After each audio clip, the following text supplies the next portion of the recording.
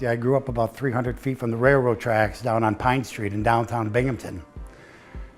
And my father raised 6 kids. So when you think about being part of this country, you think about what part of this country do you want to be? So being part of this country really to me just means be a good guy. And sometimes the simplest analogy comes down to just do unto others as you want done to yourself.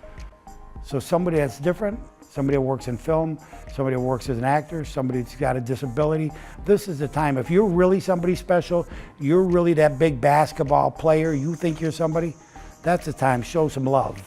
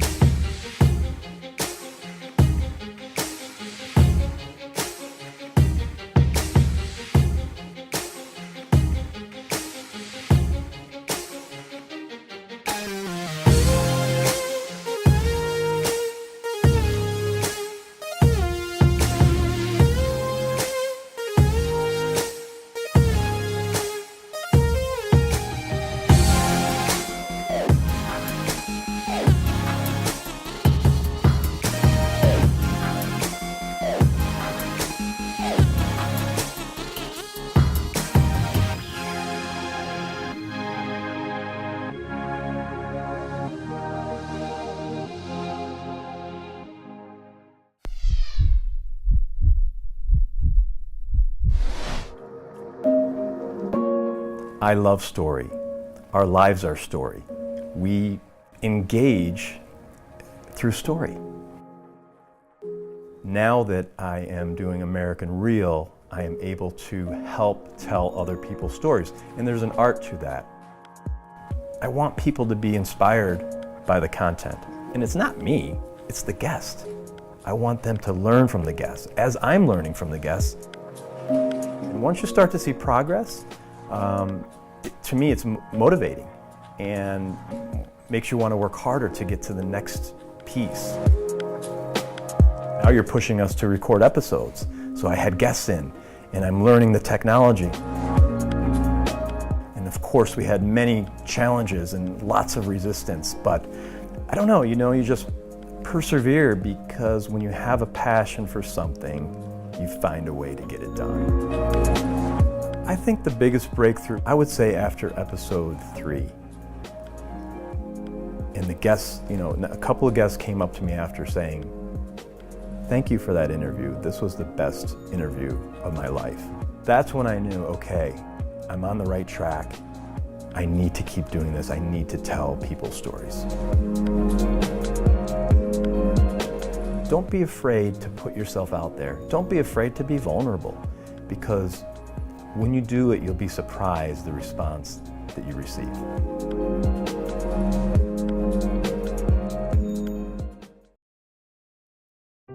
On this week's episode of American Real, we bring you John Maczko, who is not only a longtime friend, but one of the most unique and genuine personalities I have ever had the privilege to know. John Maczko is a man of many talents, ranging from being an entrepreneur, real estate developer, an early contributor to the revitalization and rebirth of the Center City where he grew up. He is a singer, actor, and former dance club owner. We were even able to convince John to open the broadcast today by singing a song on set. John is a proud member of the Actors Guild, and he talks about his days of appearing in films like Casino, The Age of Innocence, and Kiss of the Dragon, where he held roles alongside some of the greats like Robert De Niro, Jet Li, and Winona Ryder. Then, we hit topics such as religion, the importance of family, and his father's code of ethics as a boxing instructor, and how he raised his family as a single dad. John tells us about his faith and his belief to reduce conflict, and the need for the big men on campus to lead by example in treating all people with respect and equality. Finally, John opens up about his youngest son, Tommy Jersey, and his complex disorder, PWS, Prader-Willi syndrome, a disability that affects appetite and growth. It took me over 5 months to convince John to come on to American Real, and I'm sure glad he did. I hope you enjoy this episode. And now, without further ado, I bring to you Mr. John Maczko.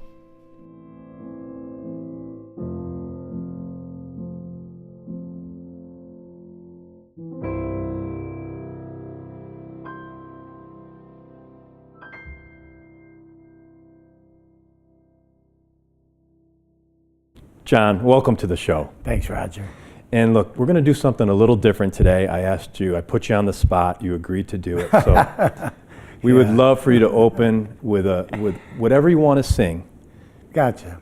This stage is yours. You want me to knock something off right now? Please. Okay, let's see what we can dig up here. Oh, beautiful for spacious skies, for amber waves of grain. Whoa, for purple mountains' majesty, above the fruited plains. America, America, God shed His grace on thee and crowned thy good with brotherhood from sea to shining sea. Wow. Thank you. You're welcome, bro. It's powerful. That's crazy, man. A lot of emotion. A lot of emotion in that song. You know why? Because sometimes I roll that right into the national anthem, because there's a lot of emotion in America, a lot of emotion with the national anthem. So sometimes I knock it right into the national anthem. When you think about your life and all that you've accomplished, and we're going to get into it today. Sure we will. How does it make you feel to be part of this country? You know, it's pretty unbelievable, because I think that, you know, in some of our discussions, I said to you, I grew up about 300 feet from the railroad tracks down on Pine Street in downtown Binghamton. And my father raised 6 kids. So when you think about being part of this country, you think about what part of this country do you want to be? You want to be an impact? Do you want to be involved? Do you want to raise a great family? So from my end, being part of this country meant to go to college, work hard in business, be a great father, be a great husband, and try to impact people's lives in a positive way. And so being part of this country really to me just means be a good guy. And sometimes the simplest analogy comes down to just doing to others as you want done to yourself. So sometimes if people are complete jags, sometimes maybe you could kill them with kindness, not always turning the other cheek, but be prepared for the battle. Right. Because there's a lot of battles out there. So be prepared, but sometimes when people need a little bit of love, you can give it a little bit of love and turn a negative into a positive. Yeah. No, well said. And interesting, man. look, we've known each other for a long time. You're a little bit time. older than me, so I always looked up to you because you were always moving and shaking and just making things happen, which in and of itself is good, because you know, in life, I think to be successful, you have to create. You have to be willing to put yourself out there. You have to be willing to take risks. Yeah. I watched you take a lot of risks over the years. No shit. In a time that maybe you had, you know, virtually nothing, and we're still willing to put it all on the line. Yeah. Does that sum it up? Yeah, man. And you know what? You know what it is, Brooksy, is that there's really a couple scenarios that come into play, because sometimes you look at the big picture of, as you say, being part of America, but I was an entrepreneur. I don't think I've ever had a job since I was 23, and I'm plus a lot above 23. So when I graduated Cortland State, 6 months later, I opened up the first nightclub on State Street. But where I was leading that sort of line of questioning is that if you want to be an entrepreneur, and that means you come and go as you want, if you're not productive, you don't make money. So production and being really accomplished is the only way you're going to put money on the table. But it goes to the next thing. There's a lot of people that work. Like my brother's a tremendous electrician. He owns his own business the last 5 years. Great electrician. But he worked his ass off for 25 years, but he was a tremendous employee, made a wonderful salary, had insurances, did great things. So it's not just my family, but it goes for all the people that out there that work. Really makes up the huge population that what they bring to the table is huge. And sometimes you sit back and say, oh shit, I should have got a job. Maybe I'd be retiring, because right now my retirement age is about 84 is when I think I retire. And 84 is flexible. It could be 87 or 88. Right. You understand what I'm saying? So it goes back to saying, when you take risks as an entrepreneur, it always seems like it's on the line. Even right now, John, you're successful, you do this truthfully, but every day it's a battle. And when you're on your own, it's still a battle. So you just keep grinding, put yourself out there, because if you're not willing to be out there, don't look for other people to do it for you. So I compliment the worker for sure. And the guy that wants to be the entrepreneur, if you want to be the guy and gal, because women are as tough as nails, guys tough as nails, you want to be the entrepreneur, strap it up and get ready to roll, because when you're the king, get your ass kicked some days. Yeah. Speaking of women, I'm all for women accelerating, especially in the workforce. You employ a lot of people. Yeah. What do you see across the couple of decades that you've been doing this? Do you see a rise in women taking more leadership roles, owning their own businesses, being entrepreneurs? Well, definitely a rise. But truthfully, women have always been a massive part behind the whole shebang of being the entrepreneur, meaning that you got some cat that's a great lawyer, he's a guy. The guy that runs his office is a woman. The guy that keeps him organized is a woman. The gal that handles all the money is a woman. So really, women have been running the show, just nobody knew who the hell was running the show. But for a guy like myself, my wife has been doing it. And my wife, Catherine, is tremendous. Take a great lawyer, could be a great lawyer as a woman, because one of my lawyers is a woman, and a great lawyer. But if you take a great guy who's a lawyer, the people running this show are probably the gals handling all the cash, running everything, smart as a whip, and they could have been running the show forever. So women are going to continue in a more, I think, visible entrepreneurship. And for those that really know, already know the people that run the show are the women anyway. Right. So that's right. Yeah, that's right. It's for sure. You're 100% self-made, John, and that's what I really respect about you.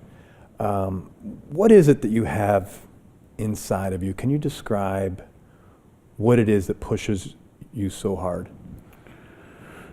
I think being independent, being on my own,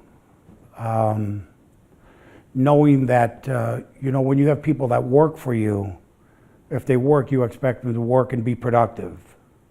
And from the drive as an entrepreneur, it's again, if you don't produce, then you don't make money. And if you don't make money, then really the ship starts to take on water. So I don't want to say just the drive, but it's the drive to produce, because I have a wife that, I say I'm responsible for, but truthfully, she's as impactful in my business as anybody. But I have a family, and I have children. And I think that every day you wake up, you better figure out a way that you're going to make the money, because some people sit back and, they go out and there's not production of cash.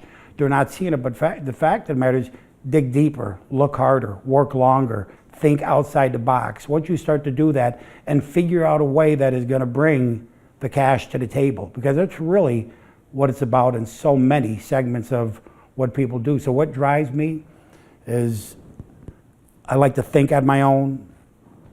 I like to be independent. If you want to be independent, you want to be an entrepreneur, get ready for the battle. And for young folks out there that might be thinking about an entrepreneurial path, what advice would you have? I would sit back and say, no matter how poor you are, because I was very poor. I mean, we grew up on the corner of Pine and Liberty Street.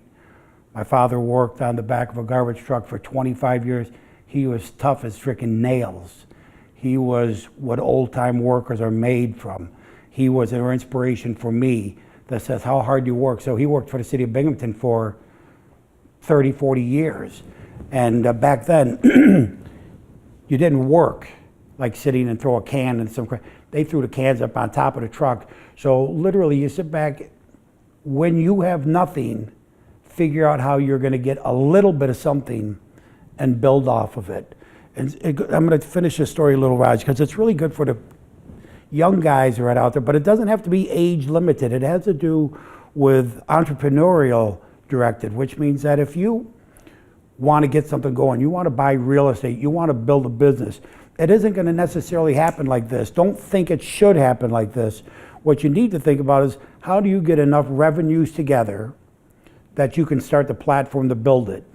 Get an idea and something that you enjoy doing, which if it's hard to put all the revenues, think outside the box. Think about, how can I bring a partner in to sit back and say, somebody's got more scratch than creativity.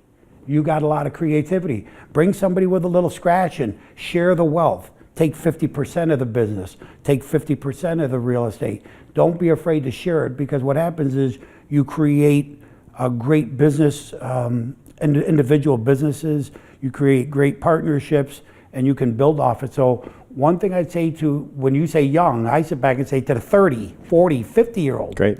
You see a great two-family house you've been renting forever. You want a two-family house, you got no money, you don't know where to go. Literally sit back and say, make sure the house is everything you want. Find a partner.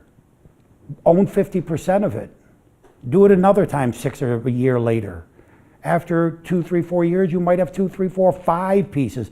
So it goes back to your story, brother, and that is, go out and bring something in. Take a piece of the pie. Mm-hmm. But you better bring something to the table. So if you're the creative end, think, work, be productive. Don't take things for granted. Don't take your partner for granted. Work harder than you're expected to work. Work harder than you're expected to work. With that type of story, you can really be a productive asset. Because if you're not a productive asset, then your assets probably go back out the door. Mm-hmm. If you're following my drift. Baby. Yes, so you build that platform, and then what? What happens after you're able to build that initial platform so you have some income coming in? How do you take it to that next level? What you need to do is, because you're never going to, it's not going to take you to a point of independent wealth. It's not going to take you to the point of independence. What you really need to do is, maybe you need to have another job. Maybe have 2 jobs. I know people that want to get into real estate. They're very productive working in computer industry. They're very productive as plumbers, electricians, carpenters, etc. But the fact of the matter is that the idea of thinking, I want to be in real estate, I'm going to give up what makes the scratch, I'd say, not a good idea. Take the scratch and work. Just remember, when you work that extra time, don't forget about your children. Don't forget about your wife. Because if you're working too much and you forget about your wife or your children, none of it. It's all bullshit. It's not worth it. So you really want to remember your family. Save enough time for your family, for love. But don't give up your job that's the cash production. Try to create your independence and create your independent workings off of something else, because you just can't necessarily come right into the gate and have the same financial independence that you're looking for eventually. Awesome. Who is John Maczko? What are you made of? A guy that loves being a father. Greatest thing that I've ever accomplished, being a father of my 24-year-old daughter, Julia, my 21-year-old son, Jack, my little boy, Tommy Jersey. And Tommy Jersey, his name is, I named him after my father, who was Tommy Jersey Musco. We taught boxing at the Boys Club for 25 years, free, loved training kids. As when the Boys Club was really a boys club, and everybody used to hang out in Center City and you'd box. And when you had a confrontation with an individual in the Boys Club, you might meet my father and you both would go inside a couple of benches, put some gloves on, and punch each other with some gloves on. And shake hands, hopefully, when you're all done. It would be a situation that really the argument was nothing, but maybe a big bully got his ass kicked that day. So the big bully said, maybe I should be a gentleman, and realized being a gentleman isn't a bad concept. And so, who is John Maczko? You know, I got married at about 37 to my wife, Catherine. Been with her for 31 years. That was tremendous, because 15 years in the nightclub business, I was an animal. I sit back and go back and say that finding out to be a husband was the best thing that it was best. My wife is a tremendous person, a tremendous Christian, a great wife, great mother. I couldn't ask for to have found any better. When God said, John, you've been off your charts for about 15 years. You're lucky you're living, because I may have saved your life 15 times. He brought Catherine, and definitely was the saving grace. She's been my best friend, my wife, etc. So, who's John Maczko? It's sort of like, well, is there family John Maczko? You know, I sing. You had me do that song. I walk in, you say you do a song. It's like, yeah, Roger, you're out of your mind. Yes, I'll sing something improv for you. We'll do something. But, you know, I love singing. I've had my Screen Actors Guild card for 25 years.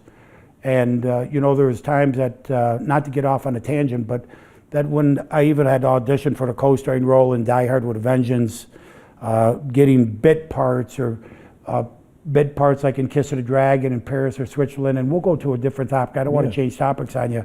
But what happened is, even around these people, whether you're around Pesci or De Niro or Luc Besson or Jet Li in Paris, and the people I worked in tighter scenarios than here, normally, like with Jet or with De Niro, literally to the point of trying to kick Jet's face down the laundry chute and Kiss of the Dragon before I get blown up, or Jack Warden sticking him up against the wall and De Niro grabbing me, pulling him off him, kidnapping kids on As the World Turns. Here's where this goes, and we'll go to the film, but here's what I want to tell you, is that all of that, you know, where people look and say, it's almost back to entrepreneurship. Wow, isn't it unbelievable? It's like, wow, big deal.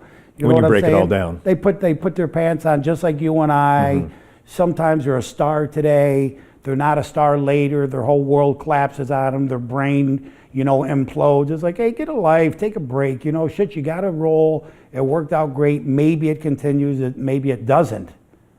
So during these times of the film, it takes me back to John Maczko. I sat back and said, I would rather be an entrepreneur, that I could get into the car and drive to New York, get on a plane and fly to Paris, get on a plane and fly to Vegas and work at a film like Casino, fly to some of these places, get the entertainment, and you never know what could happen. I mean, listen, you never know what could happen. Right. But the fact of the matter, brother, is this, is that it was far more important to me to be a father, which when my daughter Julia was born, it was like, wow, that's real. And so being a father and being a husband and being a businessman, when we grew up, when my dad raising 6 kids, we were poor. I mean, I remember standing in line at Columbus Park down in the ghetto. We'd be standing there with a box, picking up powdered milk, a big 5-pound freaking bar of cheese, picking up stuff, and we walked there to get there, and we walked home, and as a family, we were tight, and we loved each other huge. So I sat back and I said, you know what? Buy buildings. Luckily, I got out of the nightclub industry. Great business. You're the king. I'm the greatest guy in the world. Blah, blah, blah. It's like, hey, you want to be king today? Because you know what? I'm lucky I'm living today. Yeah. So sometimes it's like, who's John Maczko?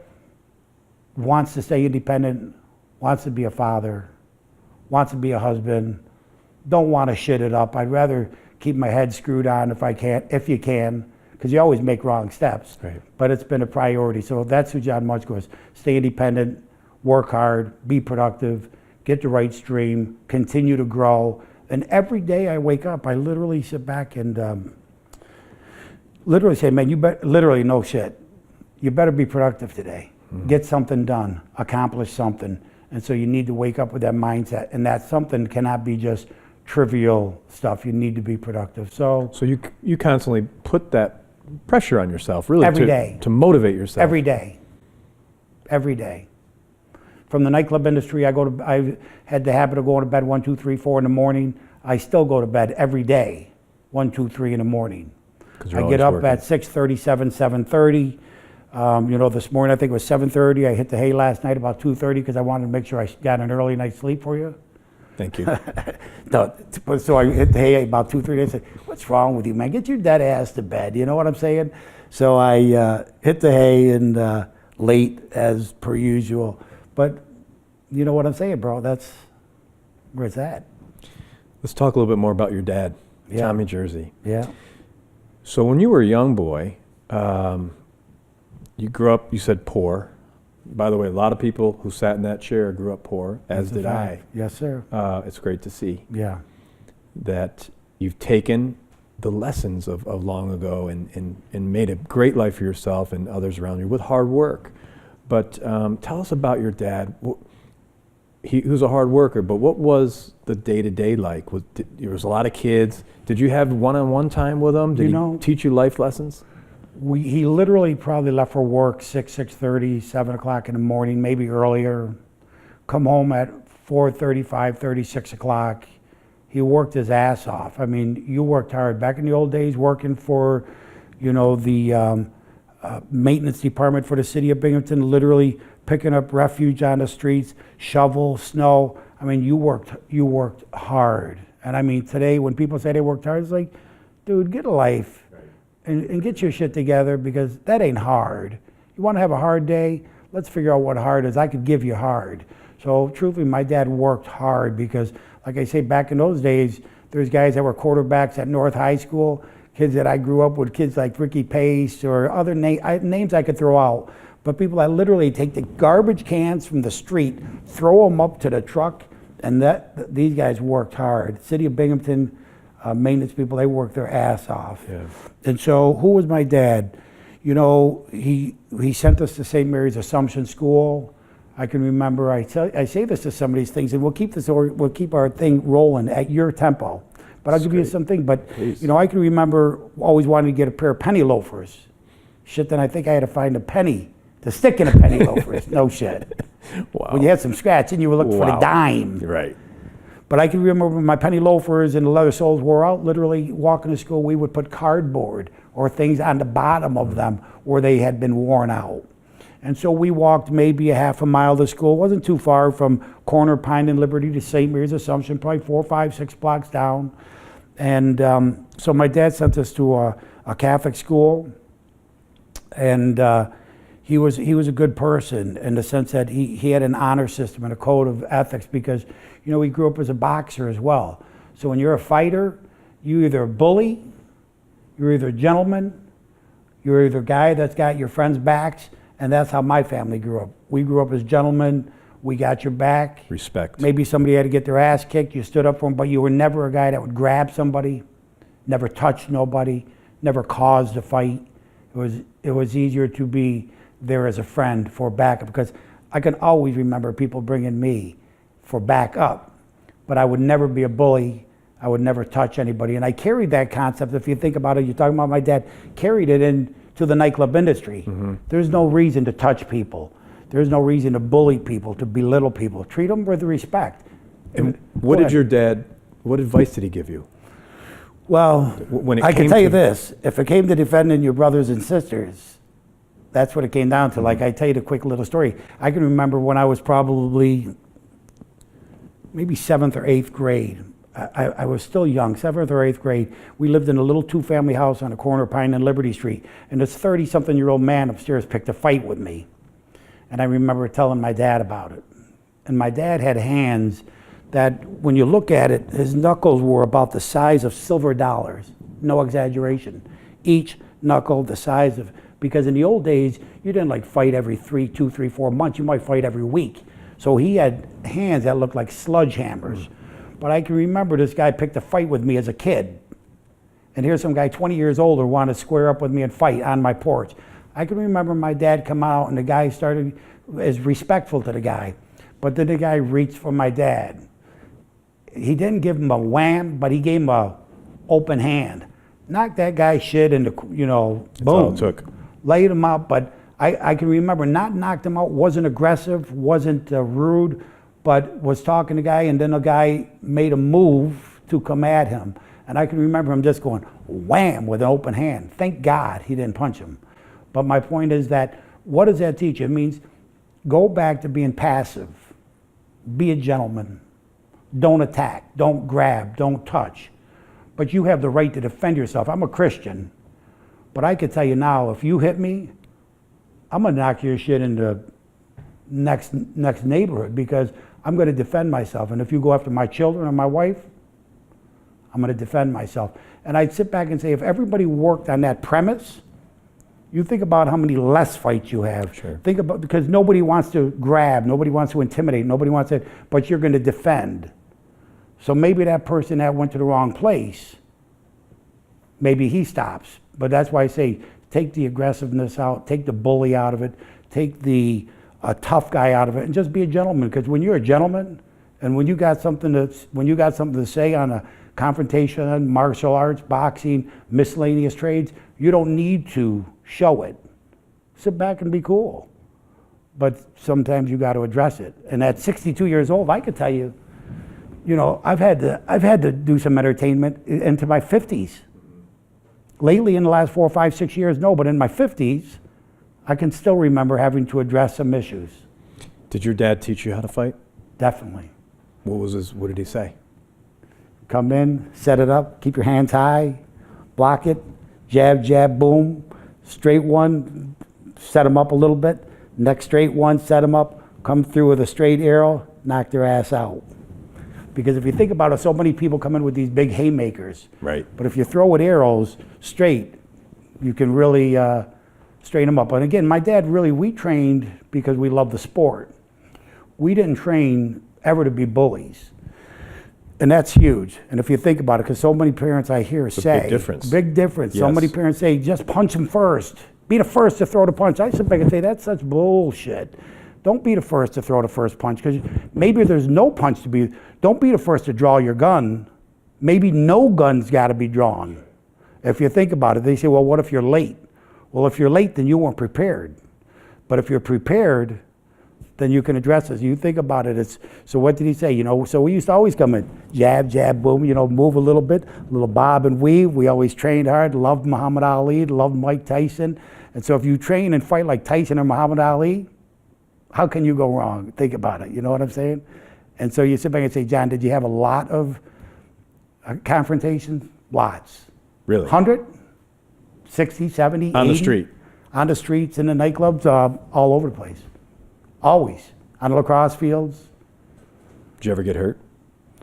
Not really. I can remember getting one time when a gentleman was going to pull a gun on me in the Raskeller, back when I owned it, it was Confetti's, and we were downstairs, and he was threatening some people, and I said, he just got out of prison. He was, I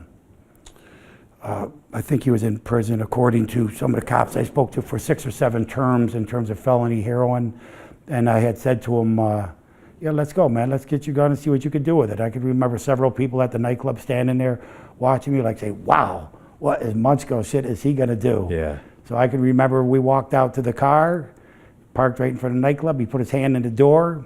Now this one I took a little different turn of approach, where as soon as he put his hand and locked his hand inside the door to get this gun, he said, I did jack him up first, because I wasn't gonna wait to see his gun.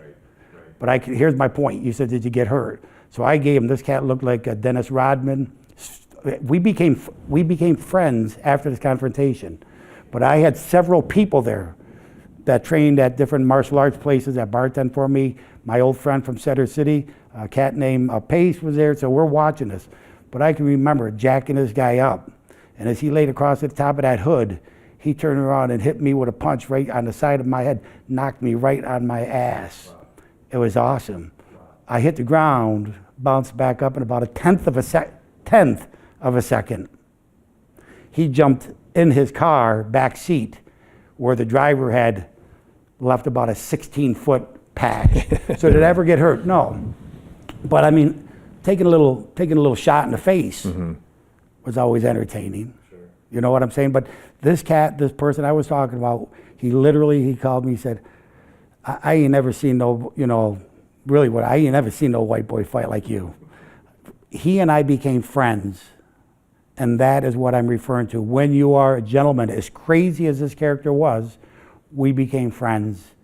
And not friends like hanging out drinking friends, but respect friends. We communicated, we got along. But it went across the police beat. Muchko just got hit across the face with a .357. They thought I got hit in the face with a butt of a, but my point is, he gave me a little zippity-doo-dah-day right in the face that knocked me right down on my ass, But it was entertaining, because I can remember hitting that ground like it was fire, coming up that fast, and that car breaking out. So the answer to your question, did I get hurt? No, but seldom do I get touched, which is a lucky thing. You know what I'm saying? Because there's no reason to be touched. But I can remember taking a little zip to the face that day. That was entertaining for me, and sort of appreciate it. Do you have any fear? Zero. Fear of God. fear of Jesus Christ. Because truthfully, being a Christian, you know, if you believe in the devil, then you got to believe in God. If you're a Jewish cat, and so many of my best friends, best man in my wedding, my business partners are Jewish, I say I love the Jews. If you're a Muslim, you know, let's get into a peaceful situation. Do you see what I'm saying? So if you're a Christian, what can you fear? You can fear God. But do I fear man? No, because if you're big and bad, like really big and bad, the worst thing you could do is kick my ass. So therefore, that ain't much, because pain goes away. So have fear in the right place of God. I would say I can only pray that I could keep moving on the right path so I get to where I want to go, which is going to be heaven. And that's why I mentioned different religions. I have huge respect for the different religions. I don't set mine better than anybody's. But my point is, let's hope you fear something, because you don't want to just fear nothing, you know, in terms of, is there anything in life? I want to make sure I don't have to fear ever losing my family. I want to take care of my family. I want to be there for my family. But I do fear God.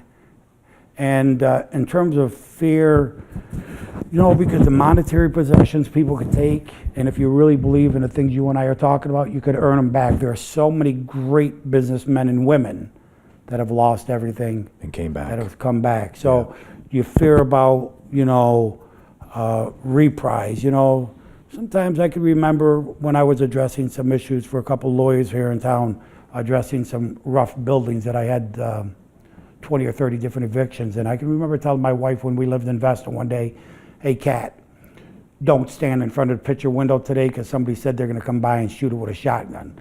But it wasn't fear. It was, again, a little more preparatory Right. to where Be smart. be smart. Right. Because you get a lot of threats. You get a lot of crazy people. Mm-hmm. You talk about God. You talk about different religions. Isn't it all the same God? Well, you know, listen, I think it's a different God. Because if you think about it, I'm sure Muslims have their God. The Jewish cats are in theirs, ours. You know, my point is, what it really comes down to is this, is people have religious beliefs. Think about this. I said I'm not going to get off on religion. Did you understand that? You I thought we said politics. Did you follow that one, Cat? But I'm going to say this to you about religion, because I don't mind going to this with you. If people, whether you're a Christian with a Jewish cat or a Muslim cat, would I sit back and say, why can't they do what they want to do and leave them to worship the way they want? Right. And the only way that's going to become a conflict is if we get into the scenario where there's got to be violence. I'd sit back and say, you should be able to worship as you want. And the Jewish cat should be able to worship the way they want. And the Christian should be able to worship. And why do you got to judge me? Because I don't want to judge you. And why don't you stop judging me? Because I don't want to judge you. And if somebody can draw a picture of Jesus Christ upside down, and we don't want to think we want to kill you for drawing a picture of it, then you shouldn't want to kill somebody else for drawing a picture of Muhammad. My point is, worship and peace. And let people, and more importantly, listen to this. We'll get in. Can we please go to a topic? Are you shitting me? So anyway, here's my point. It goes back to the same thing with violence. Rod, check this out though. Let the cats worship in peace. Yeah. Without right. prejudging them. That's right. Let them enjoy themselves. Let them worship to Muhammad. Let them worship as a Jewish cat. You know, there's different religions. Why do we always have to be so judgmental? So let's cut the shit. Let people be. Let people be. Just let them worship. That's right. Because why should you impact it? Right, right. You know what I'm saying? Why impact it? And so I'm blessed to be a Christian, because I grew up as a Catholic.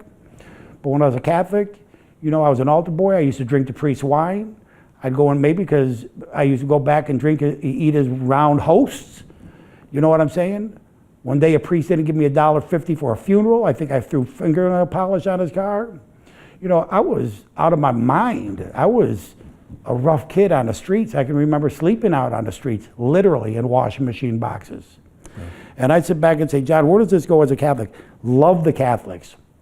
But I became a Christian, which put me on where I didn't have to report to a priest to when I did something wrong. And if I eat meat on Friday, I ain't going to hell either. So out of this topic, to change topics, but I got direct line of communication with God. I love that, because, you know, it is a walk with Jesus Christ. It's a walk with you and God.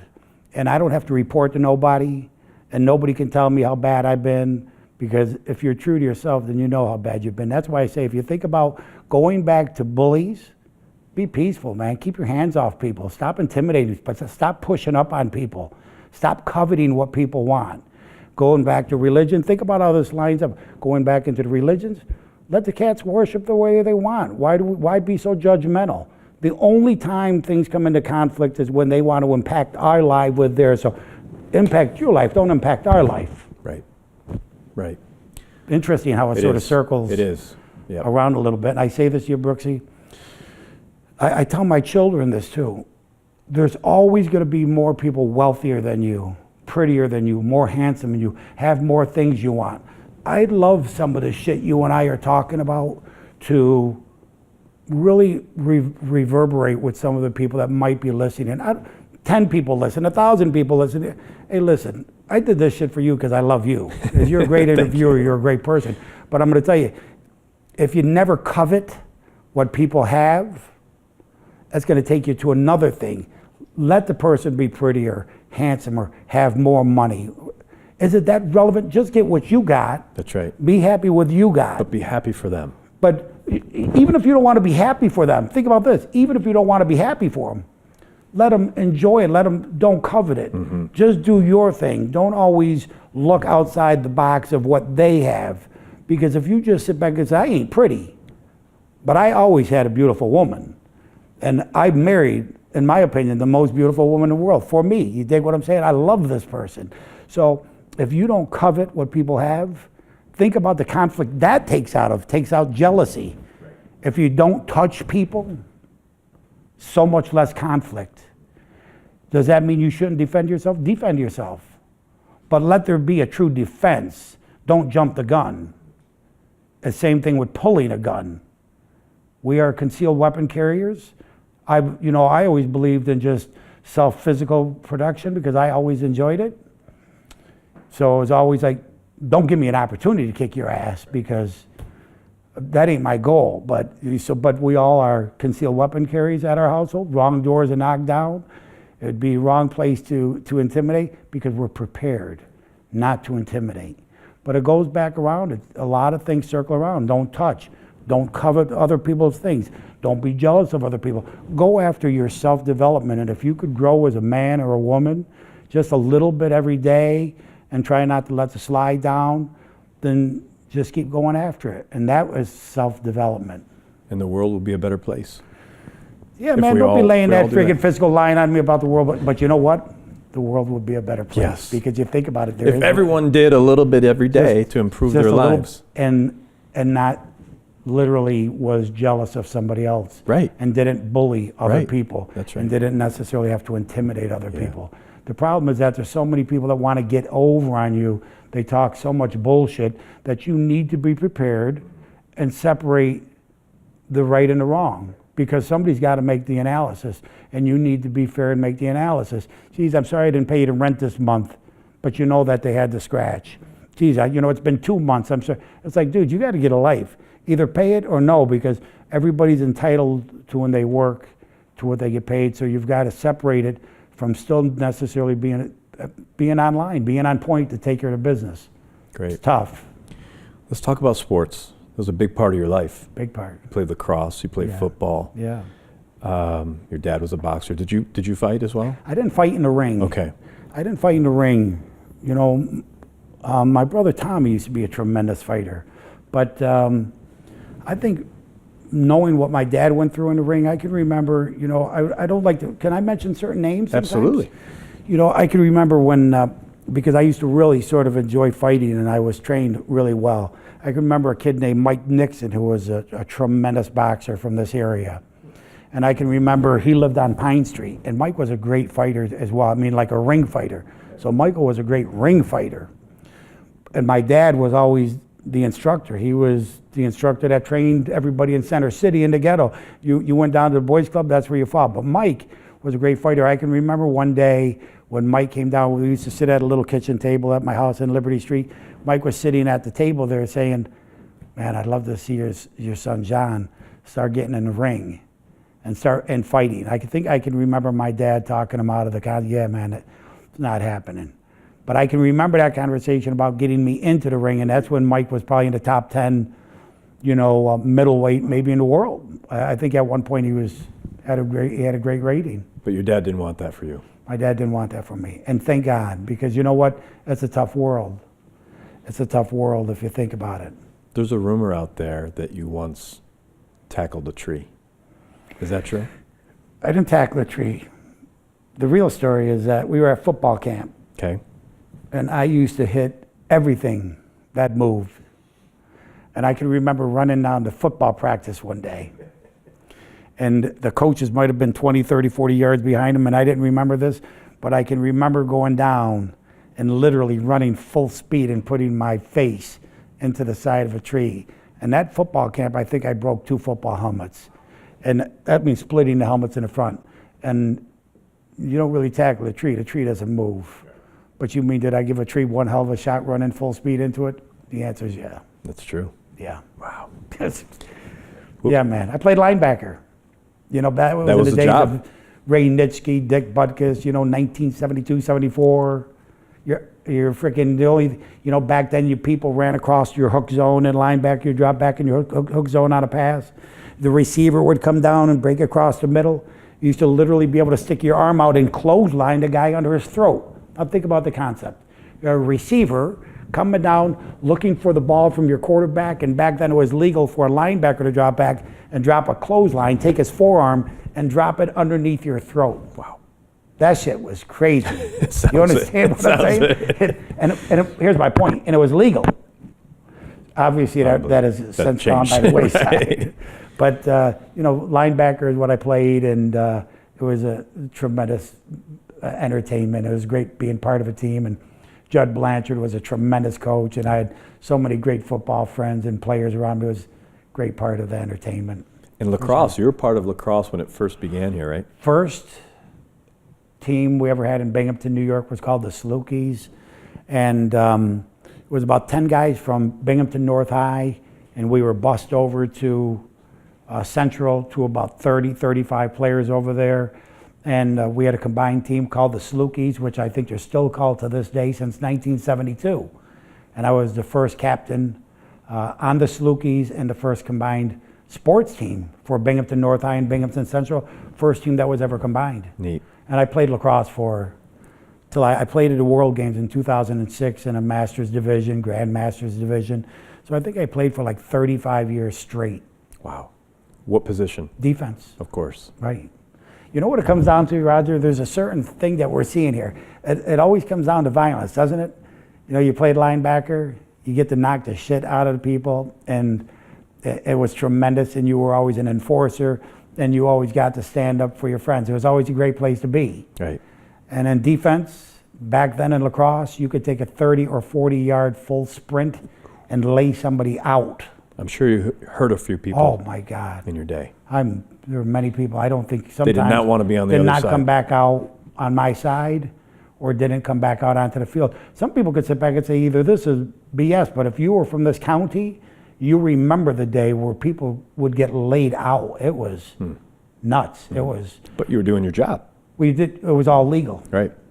That's the crazy thing. Rules, I can't say they're better today, but they're more human today. Right. Because back then you sit back and say, people took a beating. Yeah. I mean, you beat the shit out of your own teammates. And when they went out and played in another team, it was like, dude, this is a party. I had John Maczko kicking my ass every day, and I am kicking your ass because you couldn't hurt me if you tried. So it was great for your teammates because they became tough as nails. It was a tremendous team sport, and we remained friends forever. I bet. Yeah. So let me ask you a question. If you could go back to the days of the gladiators. Yeah. Yep. Would you have been a gladiator?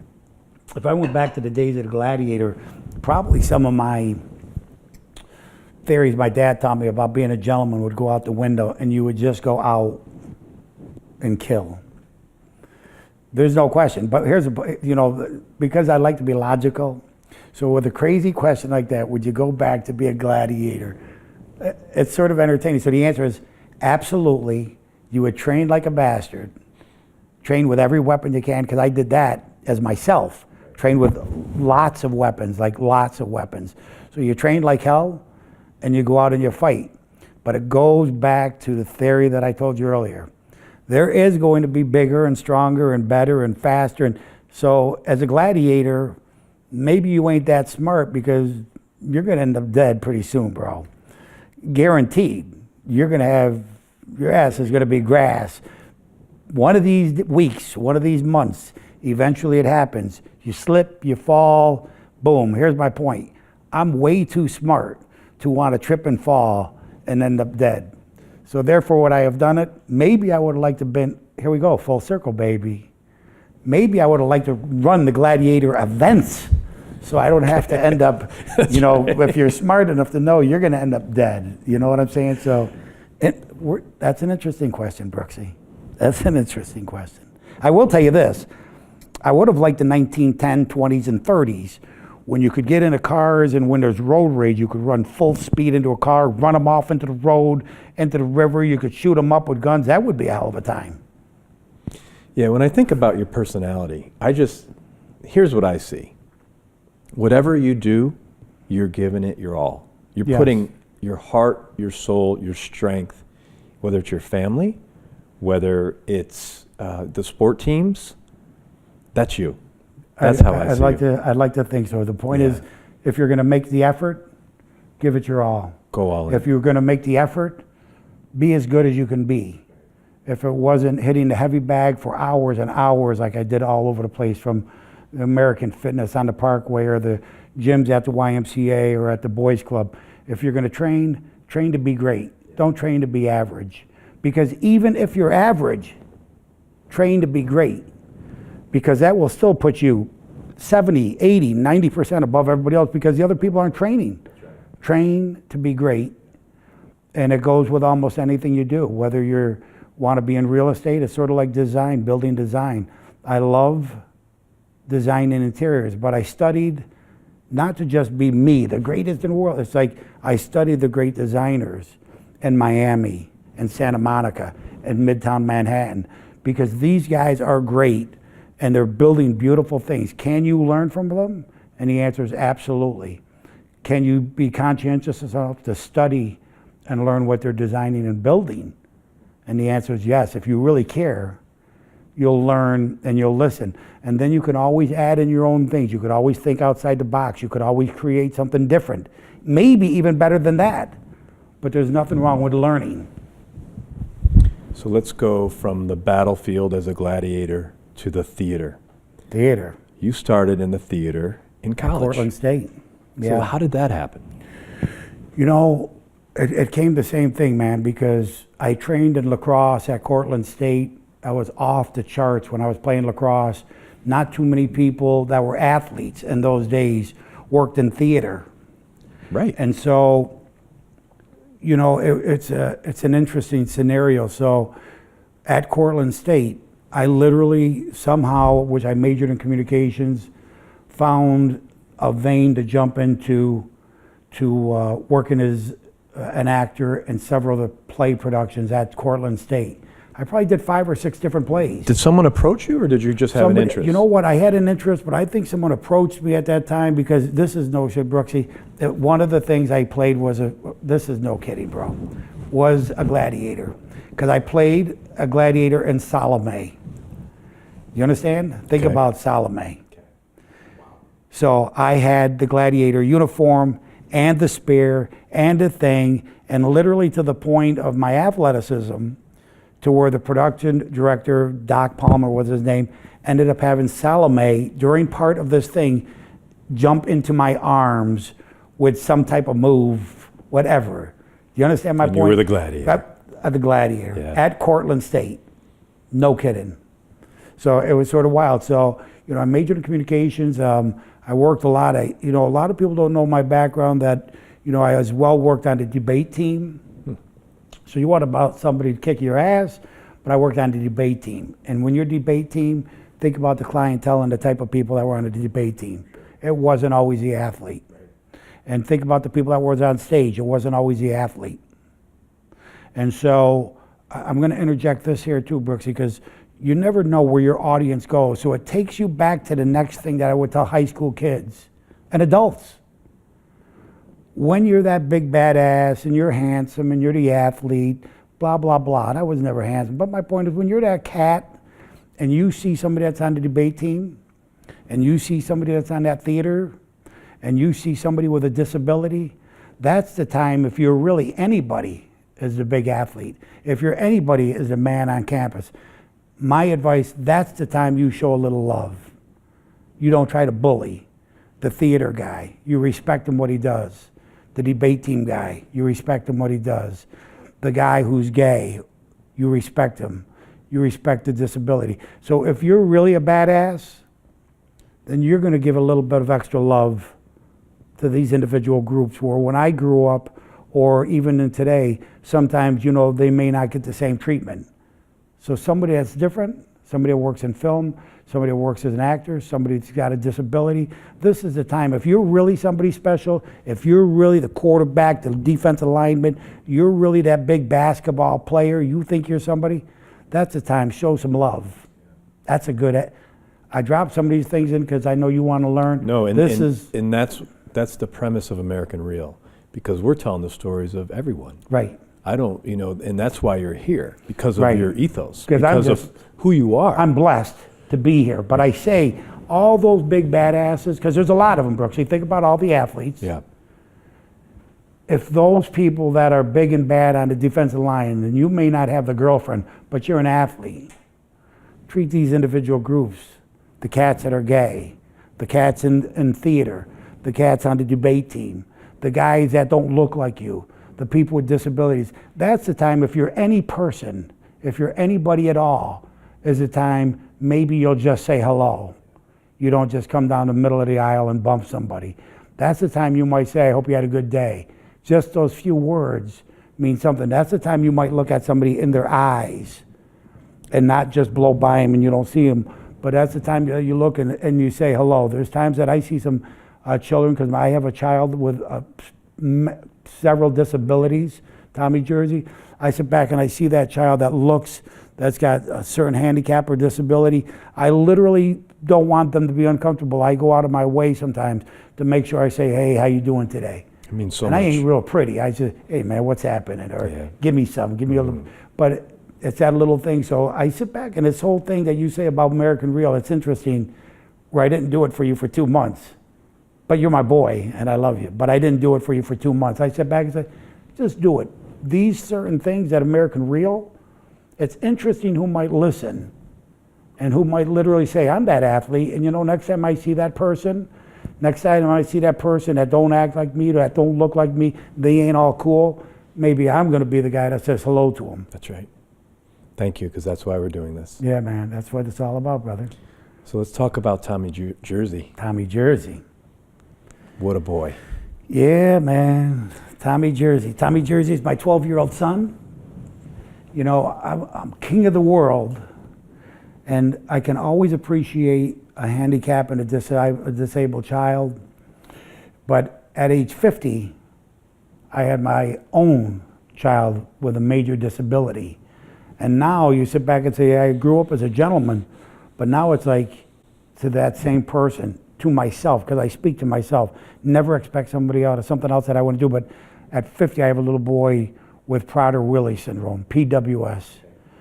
It's a genetic disease. It's very rare. It's like 6,600 out of every 100 million, or some ungodly, crazy number. And where he's starving every second of his life. So if you remember many years ago on Oprah, on CSI, they had a series in which they were showing some of these TV shows where literally they would have padlocks and chains on cabinets. Yes. So children wouldn't break in. I know some of the stuff is new to you, Brooks. You've been my friend, your family's been my friends forever. Some of the shit I'm telling you is stuff you're not aware of. Right. So my son has that disease, Prader-Willi syndrome, where he's starving every second of his life.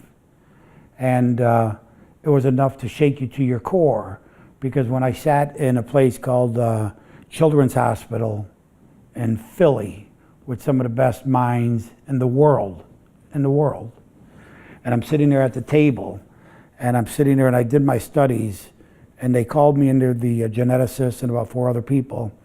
And I'm sitting around this big conference table. I went in there because there are setbacks called, and it's not like setbacks, it's like shattering setbacks, like Angelman's. There's many different things where children, your born child could live for 2 years and die.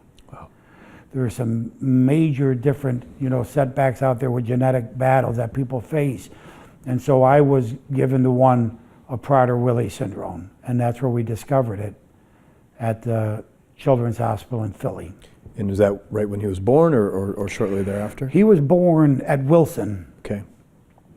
And he was born at Wilson Hospital, and for, I don't know if it was 7 or 8 days, but when my son was born, all of his limbs, his arms and everything literally flopped right over. It was almost described as a floppy baby. His limbs, he had no strength to hold his arms up. They would just flop over. You understand? Zero strength, zero capability of breastfeeding. Because my wife is, like I said, a tremendous mother. I think she breastfed my other 2 children for like 5 years, or like forever. So wasn't even breastfeeding. And at a certain point, I can remember, and we always tend to circle back here. And so you keep this topics moving the way you want, but I can remember a doctor saying to me over at Wilson, he said, yeah, man, I never remember a child acting like this. I remember I said, wow, man, you almost caught something I seen my dad. You almost caught me give you something right across your little, because I'll give you something and you'll wake you up like you were never seen. I can remember. That's so insensitive. I literally said back, wow, bro. Now, I would never like to punch nobody, Brooksy, to be honest with you, because you might sleep for a long time. But I sat back, I can remember that doctor saying, I'm going to give you one of these right across your, I had been filing something with the hospital, not for litigation, but to sit back and say, you got some guy that's acting like a complete asshole. My heart is shattered. Don't talk to me like that, because I'll knock your ass out right here. And it don't matter where you're at, but you sit back. So my heart was not knowing anything. We didn't know anything other than we were told the child was okay, but his muscles, everything flopped. At that point, we knew we had some severe issues. And we ended up, I called this kid who was CEO of Lourdes Hospital, John. John was a good cat, man, because I called him about 11 o'clock at night, and I said, Johnny, man, I got some real difficult things I got to address. I'm about ready to figure out a way to get my kid on a plane and take him to Boston Children's Hospital, because in my earlier days, 10, 12, 14, 15, Boston Children's Hospital is what you always heard about. And he said, John, you know what? I got to tell you something. There's a place called CHOP, Children's Hospital in Philly, that has literally been the top hospital in the country for the last couple of years. He says, why don't you check that out? So I remember, yeah. Yeah, so we took him to CHOP. We went through genetic testing, and we came up with a Prader-Willi diagnosis. So it was extremely crushing, because I know my child will be with me forever. Forever. Will he be able to live independently somewhere someday? Maybe. But we'll be within feet probably. And so he's starving every second of his life. And they don't have a cure. There's no cure. There's nothing you can take. If you allowed them to, there are children with PWS that would eat enough in one setting that would implode their organs and they would die. I was lucky enough to build our house, and I designed pantries where our refrigerator, every food product, everything is inside our pantry. You understand? Yes. Very modern looking place I designed. But nonetheless, I can tell you there's 2 cubes in the middle of the house and 10-foot ceilings that go 8 foot high, very modern, slick looking places. But the one is a pantry, and all of our food products are set in there. Everything I go through, my wife Catherine has been here with me. Like literally, we are a team. Sometimes as we talk about trying to see if there's lessons, because shit, I got something to learn every day, but my wife Catherine's been there with me for everything. And my daughter Julia and Jack are tremendous. Sometimes major disabilities with a child can break a family apart. Sure.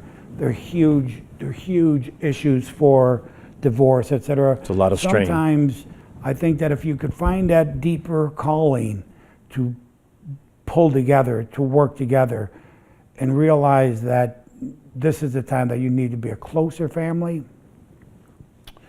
We became closer. That was our calling. So Tommy ended up with this rare genetic disease, but you know, it goes into something else, that we're a rough family. Like, we're like rough.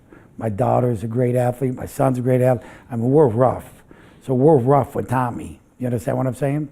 But somewhere along Give us an the- example. What, like, you could see kids go off the side of the couch, people fight and wrestle off the couch, Right, bounce off the right. floor. Tommy could grab you, take you down to, Tommy could grab you, take you down to the ground. No kidding. Still today, you know, we're sort of touchy. All with love, never anger that I ever seen ever. But you know, we can wrestle around, and Tommy did the same. But at some point in time, we found out Tommy had 99-degree curvature of the spine as well. So this is out of his spine. This is 90 degrees. This is 90 degrees. So his spine had a 99-degree curvature of the spine. So he has tremendous issues with his entire ribs and everything rotating as well. In which at Shriners, blessing to Shriners, because the Shriners are just a tremendous group of people, where he now has titanium rods in his back. And so when I was talking about being rough, we were rough, but we didn't realize out of his spine, we picked it up somewhere along the line. Not the first year, second year, 99-degree curvature of the spine. and is that common with what he has? Not necessarily, you know, it does happen, curvature of the spine, but such degrees are massive. I mean, like and I that's a say, separate issue that you had separate to deal with. issue. Wow, so he's been through a So he's lot. had about 7, 8 spinal Yeah. surgeries, with several more, to where they open you from your waist to your neck. So you're on probably one of my favorite and dearest topics that I deal with on an everyday basis. And I'm on it, but my wife Catherine is huge. My daughter Julie is huge. My son Jack is huge when he's in town, but he's in Nashville studying. So anyway, that's Tommy Jersey Yeah. story. I'd love Crazy. to meet Tommy Jersey. Dude, and when I named him Tommy Jersey, who would ever have to know that he was going to have to be a real fighter? Big. That's right. And he is a fighter. Yep. And his name is Tommy Jersey. That ain't like fictitious. Because I got a great picture of my dad boxing Jack Dempsey on the wall in our house from 1932. Crazy, bro. It's crazy. So anyway, Everything's man, crazy. what So- else you got to fire? Well, next I want to talk about your acting career. Mm-hmm. So you did the theater in college. Yep. And you're into the whole dance club scene. And when do you get the first call? You know, on the film industry, literally, to be honest, I was just talking to a young lady who's a good friend of mine that I was talking to her coming out of one of the buildings I own, and she said, they're in town auditioning for a movie now. I said, what's that, Lieberstrom? I said, yeah, man, big deal, I ain't going over. Oh, she says, John, And what year is this? Like in the mid 80s? 92. 92. Okay. I think Lieberstrom was done in 92. I got my Screen Actors Guild card in my pocket. Okay, great. 25 years, I carry my Screen Actors Guild card. So I went over there and auditioned. And you know, it was a big-time movie production company with some big-time stars. Bill Pullman was, who turned into be a you know, $5 or $10 million type of actor per film. Kevin Anderson, Michael Figgis, Leaving Las Vegas, great director. 2 producers, that big-time producers, that to this day are still doing massive $100 million films. And both of these guys I spoke to this week. Can you imagine? No kidding. Just out of the clear blue, a cat named Michael Flynn, Chris Brigham. They called me and I'm speaking of, hey John, who's this picture of me and you? And oh, that's my wife. And you guys, you know, there was like 6 or 7. You recognize? So I just spoke to these guys. So, you know, that was a tangent that I went off into, the film industry, and that was my audition. And people thought that I had definitely something that I could be successful in. And they got together and they said, hey, at this little shot, it was up at a hill up on Mill Hill, a house they were shooting at. Said, you know, we're going to give you a line here. And I said, yeah, man. And they said, we're going to give you a line, because you know what, if you get that line, they said, you'll be able to apply for your Screen Actors Guild card, because you can't get a line without a card, and you can't get a card without a line. And so I ended up getting a line. Those people supported me. And that is literally how I got a Screen Actors Guild card in Binghamton, New York, which I bet if you check out how many people got Screen Actors Guild cards in Binghamton, New York, nobody, because it's like, holy shit, upstate New York. So Not even so much upstate, just a little Binghamton, you know, so that's how it started. Since then, you know, there was a friend of mine here locally, Joey Burns, who's a tremendous assistant director on major films. His entire family does it. They're just a quality person, and we always had respect. When he hit a film somewhere, he would call and say, John, something's going on here. I'd call and grab a little action. And when I went there with respect, focus, and confidence. And so when you have that type of a background, people have no problem giving you a little direction and That's say, right. make the call. I make the call, you get your foot in the door, you do your thing. You understand? So it's really, a lot of it is who you know, right? In that No, you could industry. break it on your own. You could make a move because you could start bid. This goes back to just like being an entrepreneur. It's freaking amazing sometimes, Brooksy, how everything goes full circle. But start as a bit part. You want to be the big movie star? Well, how about if you start as an extra? How about if you start as a bit line? How about if you start with a line? I mean, getting a line or a few lines in something. It's not like you walk in and get it. Right. You see what I'm saying? You have to earn it. Yeah. You know, you either got to earn it, you got to finish school somewhere, you've got to audition certain places. Do the things behind the Do the scenes things- to get you there. Sometimes you get Yeah. the action. So that started here in town, and you know, I ended up auditioning for Die Hard with a Vengeance, literally, without kidding you, co-starring role in Die Hard. I can remember seeing Joe on the set, Burns on the set in Manhattan. He says, "What are you doing?" I'm standing there talking to Samuel Jackson. I said, "I auditioned for a film." He said, "What are you talking about?" I said, "I just auditioned for Targo." He looked at me, he said, "Are you shitting me?" I said, "Yeah, man, he said, "John, that ain't just a part. That's a co-starring role." And Targo was Jeremy Irons' sidekick. Okay. Just like Bruce Willis and Samuel Jackson. Right. Targo and Irons. No kidding. And I was probably down to the top 5 in the country. That's impressive. That must have Great. been. Walked out of the clear blue. What a great Walked into the experience. thing to audition for it. Wow. Walked over to the set. Saw him on the set. But this was just me opening the door on my own. But so you say, John, what would have happened? Listen, if you land the role, you could end up doing film. You could end up making some big monies, as long as you could keep your head screwed on. Because it's not like just because you did this role, that one's there next, or that one's there. But I had auditioned for that part. It was tremendous. You know, it was just interesting. It goes back to telling people to be prepared. I went there not prepared for the audition. John, we'd like you to come in and audition for this part. Do you have an Eastern European accent? Yes, of course I do. I didn't have shit. Of course, I'll see you in New York tomorrow. I'll be there. Shit, I went out and picked up movies from Zsa Zsa Gabor. And this is the truth. This is my wife with me too. Zsa Zsa Gabor. Anything now I took 5 years of German. Wasn't thinking. Eastern European, I wasn't thinking. Bang it with some German BS. Right. So I walked into the audition not prepared with an Eastern European accent. What did you do? The lady looked at me and she said, and I, you know, when you're in Manhattan and these places, it's intense, bro. Trust me. This ain't like junior varsity. This is like big time.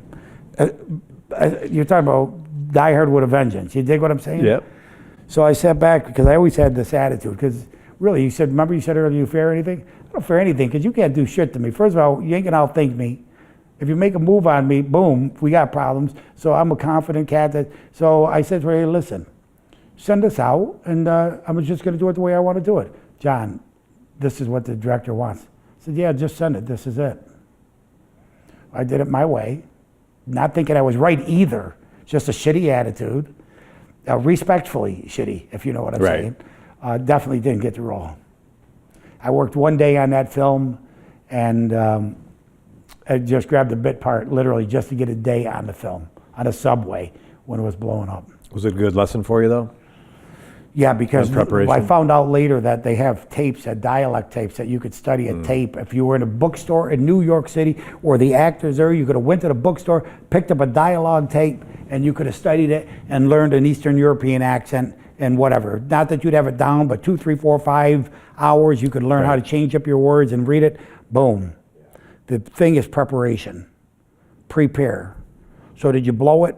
Yes.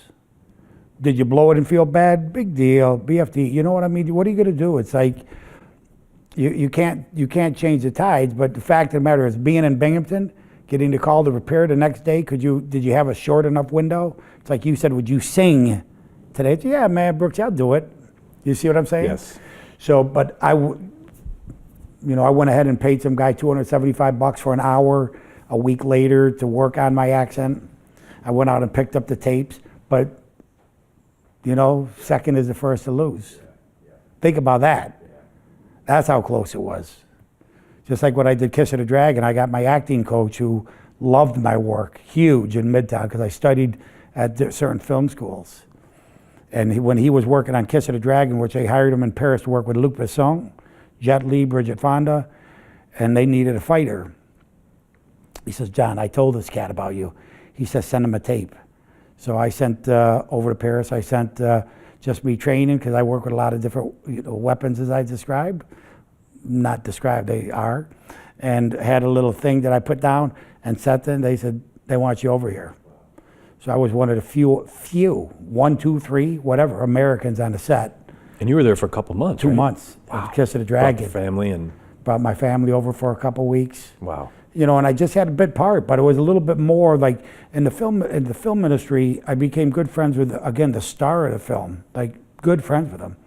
And, there's sometimes, like if you were sitting right here, like closer than that coffee cup, in a martial arts film, sometimes like this, you could be right here on the side of me, like I was on about 50 shots, and the shot is right here. It's like, holy shit, I'm right, dude, like where am I? Right.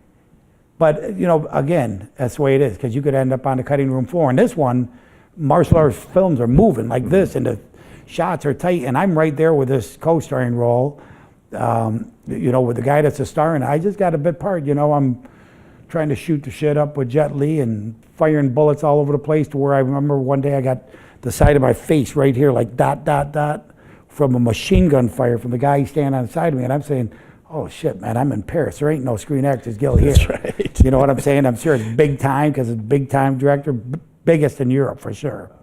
But I can remember that machine gun fire hitting me in the side of my face, like, whoa, man.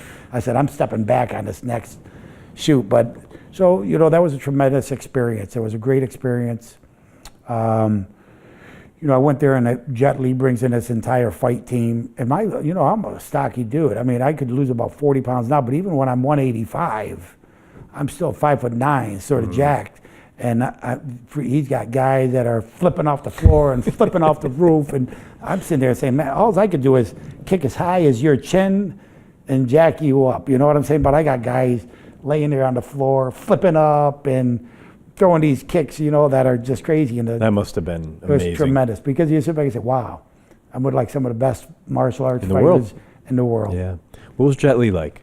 That was great. We had breakfast together a couple of times. I can remember one day sitting there, and he came up and asked to sit down, because I used to sort of try to be independent. So I was sitting there by myself, and just came up. He was just a genuine character, but Jet is like legit. Cool. And grabbed that on my own as well. Other than I had a guy working in the film in Paris saying, Musco, looking for a fighter. I told him I got an actor who's a fighter, and that's what got me into film, instead of just being a fighter. Robert De Niro. De Niro is, a situation in which literally, again, my friend who was the assistant director on the film says, Musco, come on down. Joey Burns, we had great respect. JoJo is a tremendous cat on the set, acts professional, always respectful. I went down, sent in, put in my place to go in and just do some bit work. Normally, if I did bit work, I'd never like to be background work. What does that mean? I'm sorry. When you have a film, you got people that walk on the street, you got people that portrayed, just background, sort of the color parts in the background. If you're going to do some bit work and the director or the casting people have confidence in you, maybe you find yourself with 1, 2, 3 feet away from the stars, 5 feet away from the stars. When you're that close, sky's the limit, if you can think. Yep. You dig what I'm saying? Yes. So it's like in Night in the City, I'm in the basement at the Palladium nightclub, and Irwin Winkler, the guy that filmed Raging Bull, the director of Raging Bull. Yep. I think Joey's down there, but I can remember grabbing this old man, Jack Warden, sticking him up against the wall, throwing my forearm in him, and De Niro grabbing me, pushing me off. So all of a sudden, you take a little bit work, and it changes into something work. And maybe something builds off it, like it did in Kiss of the Dragon. When I'm there, all of a sudden, I'm tight on the scenes. and I look at the director, and the direction's going out in French, and then they'd give it to me in English. I see. Dude, I said, wow, I'm pretty bad. That's man. right. Thank you. And I'd say, hey, what do you think about if I say this? He says, yeah, man, I like that, do that. And so then all of a sudden, it was like, why don't I go up and flush them out? Because it's when I get blown up inside some 40-foot metal chute when I'm trying to kick jets face down the seam. And then I say, why don't I go upstairs and, tell him I'll flush them out? He says, yeah, man, but I ended up with a nice line in there. And then what do you think about if I say after that line, die, you piece of, yeah, man, I like that too. So all of a sudden, you end up with a few lines. But you were taking the initiative too. But you always got to be respectful and calm, because No everybody wants something. Sure. But if you're overbearing or in the wrong position, they could send that asshole home too. Get him off the set. So you've got to be really calm, with a direction that's going to assist the scene. And know your opening, right? And know where you're going. Yeah. And you know what? And know when you can get it. So De Niro, there's a place in Night in the City. Boom, I just jumped in, was able to, get literally up front and close to where I can remember Jack Warden, who was an old boxing fan, threw a punch one time. And I'm 5 inches off his face, but he threw a punch. And I slid like this and caught his punch in the middle of my hand. I said, wow, that shit is cool. Wow. Because it was no plan. But he Right, threw a yeah. punch because he was a grizzly old bastard. Okay. Not mean though, just a tough old timer. Like all the old timers, tough. But threw that punch and I went, whew, caught that pinch. I said, wow, is that shit gonna, because you never know if it's gonna make the film. But it was like, a gruffy guy with him, but great scene. I worked in Casino in Vegas. Martin De Niro's- Scorsese? Yeah, with Scorsese. De Niro stand-in and I became really good friends. Johnny Polsey, he worked as Bobby stand-in for 12 years. And so I make a phone call, man, what are you doing? I'm in Vegas working. I said, what is it? Casino. I said, tell the people I want to come out and grab something. Tell the casting assistant or even the extras cast, Musco's going to come out here. You'd like to grab something? You got some? Yeah, bring them out here. So, like I said, you can grab extra work, because where am I? I don't have an agent throwing my name out there. So I'd grab a bit piece, looking to develop it. And so I went out there and ended up with making friends with one of the sons, who was the Four Seasons son. He did the same thing I did. So you remember Frankie Valli and the Four Seasons? Yes. So he got behind the bar. I was on one side of the bar. But we worked at a small place the size of Uncle Tony's, or smaller. But in that room was Scorsese, De Niro, Stone, Incredible. Pesci, Alan King. I mean, it's sort of a little bizarre scene to find yourself. You're in Binghamton, New York last night, and here you're in this Vegas. you're in this little, not even Vegas, just in this little room with all these characters. So you never know, but I remember sleeping on the couch. It was probably 3 or 4 o'clock in the morning, because that's how film sets go sometimes.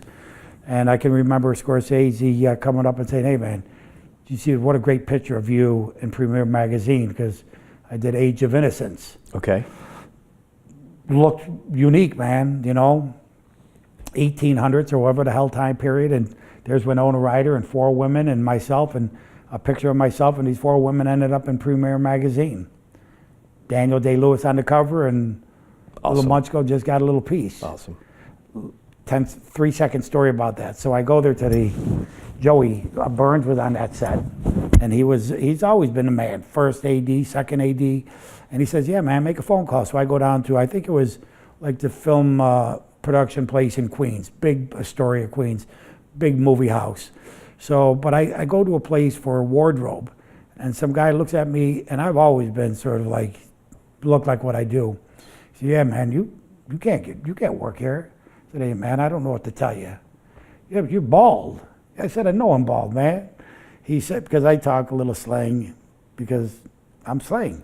So I said, yeah, I got it, man. All I can tell you is they told me from the set, come on down and get set up for wardrobe. So I said, just call the set, man, tell them. And they said, I think Scorsese personally got involved. I think Joey Burns was in there. I think Scorsese got, yeah, man, get the guy set up. They had bald people back then. So I end up in this scene. I look like legit. I mean, I look legit enough that you could have cut me off in that picture in Premiere Magazine, but I end up in a great magazine with a great shot and a little funny story to say, yeah, dude, just call the set. You have to share that picture with us. I got that love photo. to It's a see great that. picture of That's awesome. Winona Ryder. So anyway, that's, the film industry, it's always entertaining. And I went into it with the idea of full circle again. I'm a dad, I'm a real estate developer, and past nightclub owner, but real estate developer, father. So I'd get in a car and go down. Sometimes I sit back and say, what would happen if you gave, instead of 5%, if you gave 80 or 90%?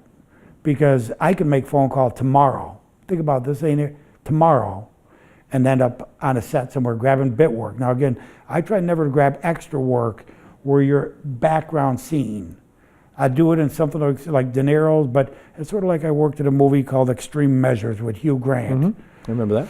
And there's a lot of people underground, you know what I mean? And there was some really handsome kid there in the scene. Like I'm like one of the moles. But I know where I'm standing because I'm smart enough to get set up. You dig what I'm saying? With the camera. Right. And some really handsome guy tried slide. I said, hey, dude, like literally, you need to step back, bro. I ain't moving, and you need to take your shit back. And I would literally be respectful, but like, don't be trying to step on my action. Right. Because camera's here. Yep. I'm here. Yep. Somebody come over here from New York City, Long Island. Forget New York City, because Midtown's where it's at, and say, hey, dude, can you slide over? No, dude, I can't slide over. Take your shit back there, bro. It's like, unless you want to, And hold your ground, right? I mean, there's certain times, if the director sends them, if somebody That's sends different, it, right. That's you right. obey the That's code right. and the rule. Yep. But if somebody's trying to step on your shot, Yep, and you're it's getting like, there dude, early. So I ended up in a tremendous scene at that as well. You know what I mean? Neat. Ended up in a couple of scenes, great scenes in there where when Hugh Grant steps in and the doctor step in, I'm setting right up there. So some great scenes. So I would make the best of the situation. But sometimes I say, if you gave 70 or 80% effort, what could you have grabbed? But to me, it's like BFD. We all understand call letters. So I try not to swear on your set because I happen to respect it. That's okay. But I could drop anything at any could time. drop anything you want. Brooksy, the truth of the matter is that in New York, everybody's cutthroat. You know what I mean? Yeah. I worked in a Madonna video. There was 8,000 people that auditioned for like 50 people, whatever. I mean, I walked in, I saw a line about, 600, 700, 800 yards line, 4 or 5 wide. And I sat back, I said to my wife, Catherine, who was with me, I said, I'm not waiting in that line.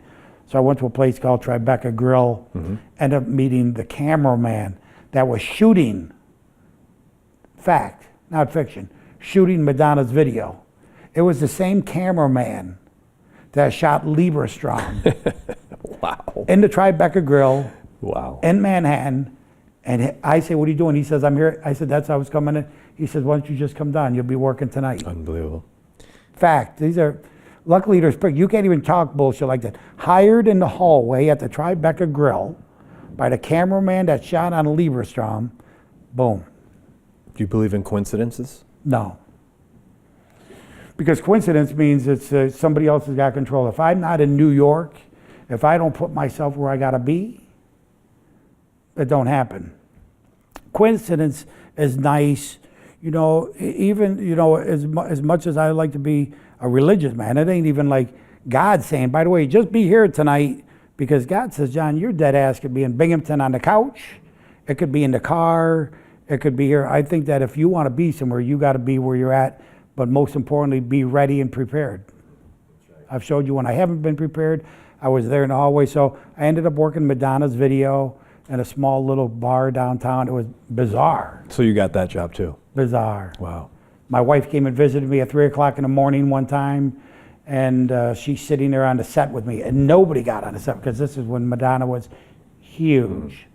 And so she's sitting there looking at me, my wife Catherine, who's gorgeous, and they come upstairs and say, hey guys, get ready, man, you're going to be going downstairs to get set up. Looking at my wife too, you're going to be going downstairs getting set up. And she looks at me, I said, don't say nothing.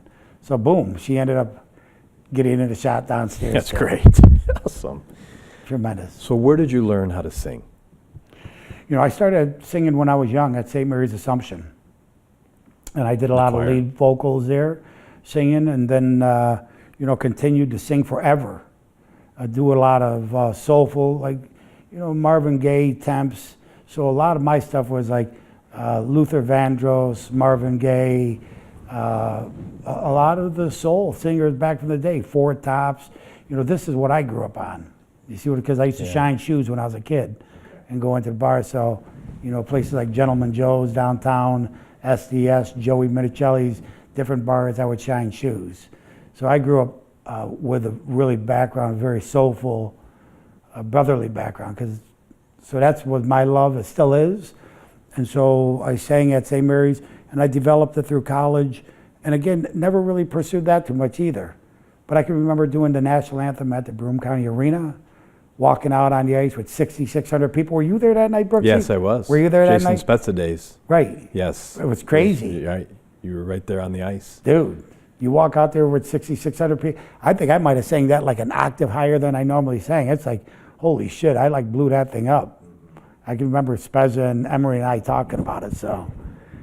So that's what I enjoyed. Plus I sang New Life Ministries, contemporary worship out there for 5 years, so Nice. It was always entertaining, bro. And your son Jack is on a Jack's music in career. Nashville right now, wants to be a singer, musician, down at Belmont University in Nashville, and is studying music and music business, and he wants to be a singer. My daughter, Julia, graduated Binghamton University 2 years ago.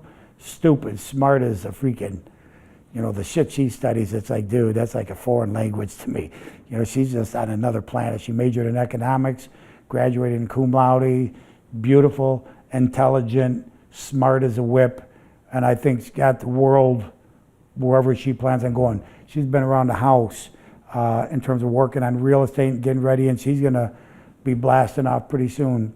Too fast for me, but been blessed to have her with us so long. So next 2, 3, 4, 5, 6 months, whatever. I wish it was like this, but I think she's making a play into Midtown Manhattan and doing real estate or medical sales or whatever. But we all have to grow. Tremendous.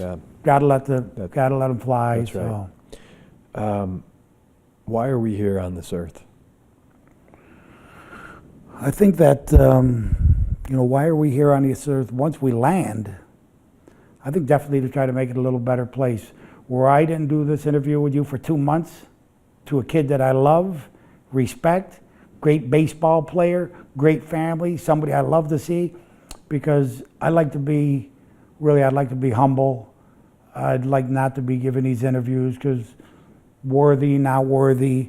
It's like, it's sort of like shut your mouth and just do what you're supposed to do. But I hear from these conversations that we're having, it's like, wow, you've done a few things. Sometimes when I sent you those memos the other day, I said, holy shit, if you really told some of these stories about the 14, 15 years in the nightclub business and being in Studio 54 and hanging out at a round table with Ozzy Osbourne until 5 or 6 in the morning, Judas Priest, AC/DC, Rod Stewart and his girlfriend hanging out, and you sit back and say, there's a lot of stories. You know what I'm saying? There's a lot of stuff. And in my stories, I've got 1, 2, 3, 4, 5 people that are always around, because a lot of people could talk a lot of SHIT. We spell at our household. We don't swear. Okay. But in mine, it's been great because I've had 1, 2, 3, 4, 5 people always around at these different parties of mine. It's really not one-on-one because not designed. So why are we here? Definitely to try to make it a better place. Definitely here to try to live a life for yourself, to be a better person. Because if you're living for yourself, to be a better person, to be a better giver, to be a better person, it's going to be like sunshine. It's going to be like rays of sunshine. They'll expand out like this. So people will see you as a better person. They'll want to be a better person. And I say this to you, I told you about me becoming a Christian. It was a big thing for me, because same as Catholic, but for me it was a big move to become a born again Christian, because I always loved God, but I always said, well, I love God, I'm loving Him Sunday afternoon. I'll leave church. So you took it to the next level. Right after communion, and maybe I'll have bad actions and bad deeds, but today I try, for the last 15, 20 years, trying to be better. But, it goes to one of these things, Brooksy, that as you try to send off that impact out to everybody, do you follow what I'm saying? Yes. As you really try to be the person that's going to impact people around you, you hope these type of stories that you and I are discussing, that athlete, that high school athlete at Binghamton, at Vestal, at Shenango Forks, hears and says, yeah, man, I'm one of those badasses. I'm the man. And I'd say, then maybe in your heart, you'll impact that person that you might have thought was a gay cat, a disabled cat. There's so many little different genres, but sometimes people get mistreated. And when they're younger, 14, 16, 17, it's impactful. And if people gave them a little bit of love, that cat would say, holy shit, the quarterback said hello to me today. The head basketball player was really nice to me. Wow. Just a little thing. So that's when you say, why are we here? I think just to give a little bit. To give a little bit, but to be impactful for yourself. Because if you're impactful for yourself, I think that it will exude. I was going to tell you this 10-second story. I got sidetracked for a second, but when I became a Christian, I was singing at New Life Ministries, which I always loved singing. And I could sing. I mean, me and Luther Vandross, bang. So I'm up there singing, but I can remember after church one time, and I think my wife was with me, you know, and some cat came and said, holy shit, Musco, man, the cat that used to be at the nightclub owner on? Yeah. He says, you know what? When I saw you up on stage singing and you were a Christian, I knew if God accepted you, he'd accept anybody. I know that I can be a Christian. I sat back and said, wow, that was a really indirect, like, you were freaking bad. And if you're good enough to be a Christian, I can be a Christian. And it's like, you are right, because I was bad. And, you know, I could cause a lot of trouble. And so the door is open for you too. So it was a good story that I wanted to tell you. Why are we here? To see if we could continue to improve, because even to this day, I got a million things I could still improve.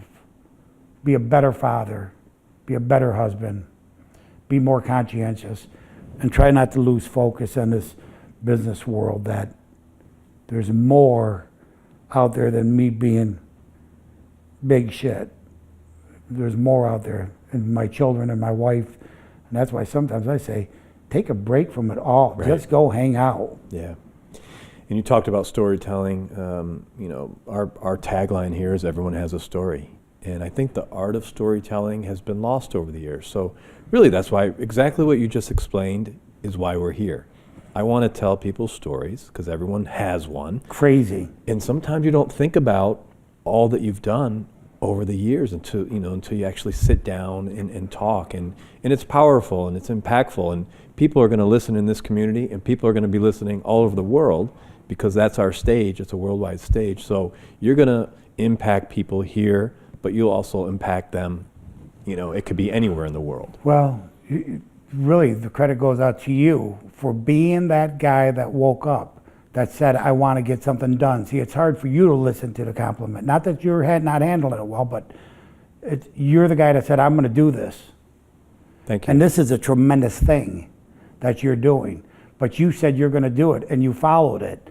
And even to the point of you talking to me 2 months ago and say, what the frick, why is this cat doing it? But it's like, you knew why, because, you know, sometimes I'd rather not be put out there. Mm-hmm. And though I know what I've done, because these stories, you know, I live with them. So I'm familiar, and the stories are massive. I mean, the detail is crazy, you know what I'm saying? Yeah. I mean, the film detail of the 100 things I didn't say, or the 5,000 nightclub stories that I sat back when I sent you that stuff, I said, well, there's enough shit in here. If you really told the real story, which I probably wouldn't. I'd Why? be bad. Oh shit, I was rough. Let's hear one. We need one story. Tough, man. You mean, like the time some bouncer came into my place and said, yeah, man, I've got on some shots, and he said, he's the baddest guy around. I said, yeah, that's because you ain't ever effed with a cat like me. And I'm just a small dude, because again, I'm never pushy, but I could make that line. He says, you shitting me, I'd kill you. I said, I'll tell you what, let's go in the back room, me and you right now, and we will literally address this right now. Now think about how casual and nice that is. No big pushings. He said, yeah, I said, let's do it. So there's a guy named Tony Roberts who was a state trooper here in town. There was a teacher from Susquehanna Valley, Noel Topper, and Tony's girlfriend at the time. And the three of them went back. They moved the pool table out of the way. They all sat in chairs. And this cat ended up literally just decided he's going to take the attack to me. So he did. And when he was laying down on his crossed me and punching me in the abs but looking away, took him by the back of his hair, looked in his face, and hit him so hard across his chin, it opened up like a faucet. And then when it opened up like a faucet, and I knew he was like, holy shit, then I bit a hole through the side of his face. I didn't take the whole meat out, just a big circle that I bit him in the face and then threw him off. But before it started, those guys were sitting in chairs. Watching. I'll take Munchko, I'll give you 5-1, 10-1. How old were you? 38. 20s? Wow. Oh, in my 30s. Wow. 30s. But, you know, these type of stories where you literally, there's no violence, there's no anger. It's like, well, let's go in the back and let's address it. And just went in back and addressed it. But you sit back with a story like that, it's like, that's some crazy shit. Yeah. Think about this, Brooksy. So Noel Topper, who's in Vegas today, like lives there, literally just wrote me back and says, John, do you remember the night we sat there? I said, I couldn't forget. He says, John, I remember it like yesterday. Now this is on my Facebook in the last 2 weeks. No coincidence. I sit at a table over in Beaujean's, Confetti's, and sitting there with Ozzy Osbourne until 5 or 6 in the morning with about 6 or 7 people around the table. And, you know, Ozzy was always absolutely crazy. And my son, Tommy, loves Ozzy Osbourne. But Ozzy was off on his party tangent. I said, you know, I can remember, he said, yeah, Ricky Pace asked him, I heard you bit ahead of a bed. Yeah. He says, yeah, my friend eats glass, because I used to eat Christmas bulbs or glass I used to eat, you know what I mean? But it's sort of true? Yeah. So it's times like, you know, you're sitting like, who would sit back and say you're sitting at a table with Ozzy Osbourne until 5 or 6 in the morning, and I got a little paragraph or two Ozzy wrote that night that I got on the back of one of our menus about a girl with a wooden leg floating down a river or something. But there's 100 different stories like this that are sort of crazy. Yeah. You know what I mean? Well, you've lived, and you're still young, so you have a lot of life to live, but God willing. You've lived a long, nice life, and you've accomplished a lot. Just a couple more questions. Yeah. Any success secrets that you could share? Secrets is sometimes to make that move, don't be afraid to share. Most importantly, we mentioned it earlier in the show, when you share, make sure you give 100% effort. And what you bring of the value to the table is true value, not value that you imposed on it that think it's a value. Make sure it's a value that the people you're doing business with look at as a value. That's sort of for the real estate business, but it as well goes for a cat that wants to open up a nightclub that decides on bringing partners in. And one guy's doing all the work, but the other ones, maybe they don't offer anything. Right. Some people would say, well, I brought the cash.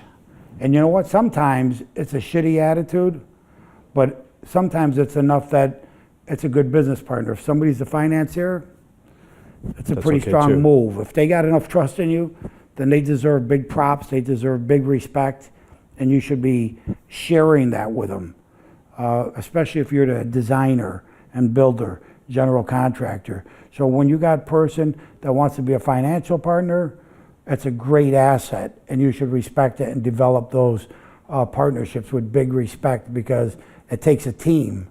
And sometimes it takes a kid like you as the interviewer and all the things you do, and you're working with a new sound and video guy, and it takes a team to create what you do. So in my situation, as we create it, to appreciate the people working for you, to appreciate your partner, and just know that there's a great value to having friends that have that type of confidence in you.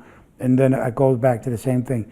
Make sure you produce and have the same giving and talents back to them. Just don't get taken advantage of, but make sure the same type of love, because Right. there's a lot of people with big scratch out there. That's what I want to tell my daughter sometimes in real estate in Manhattan. You could look at a $5, $10, $15 million place. If you know about the sale before somebody else does, it does. How could you? Easy. You sit in a room. I might sell my condo. What are you looking for? I'm looking for $9.5 million. Have you listed it yet? No, I don't even know, but I'm thinking about doing it. Boom, you sit back, and if it's got a big value, hey Mark, hey Susie, I got a place that's thinking about selling something. Do you think we could potentially sell it for 11 and a half? Do you think we could? I got the scratch to do it. Well, I'm not giving you the name.